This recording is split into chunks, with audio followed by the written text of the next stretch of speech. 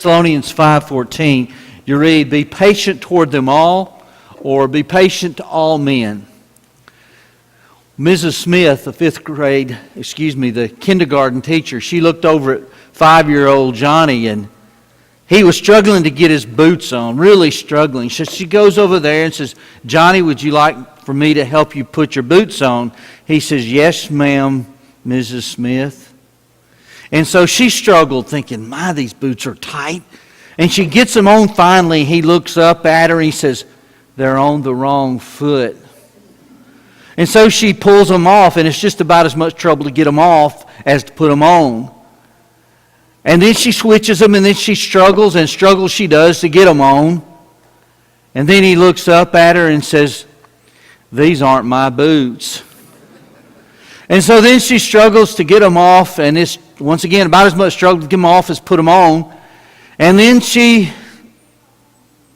hears him say, "But Mama said these are my brothers and I was to wear them today."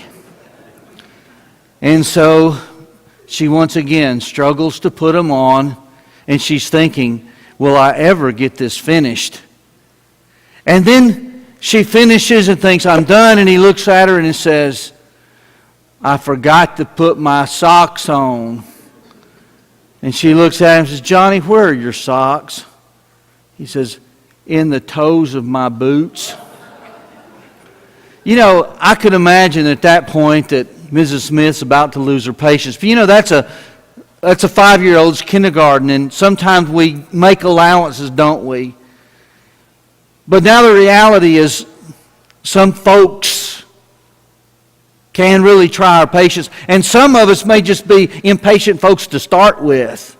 And we find it hard to put up with people. I've seen sometimes where people just says, you know, the reality is I just don't like people. Maybe somebody's confessed that to you. But yet he says here, be patient with them all, or be patient toward all men. If you don't at some point have a challenge with that, I almost think, are you really human? Sometimes maybe we need to think, and probably somebody has a hard time being patient with me. Be patient with them all. Let's really work on being patient with each other.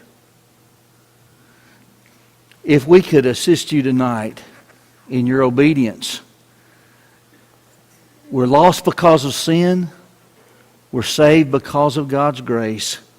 But we're to respond in faith, turning from our sin, to confess that faith, and be immersed for the forgiveness of sins. And if we could assist you with that tonight, if there's a need for prayer, we ask you to come as we stand and sing.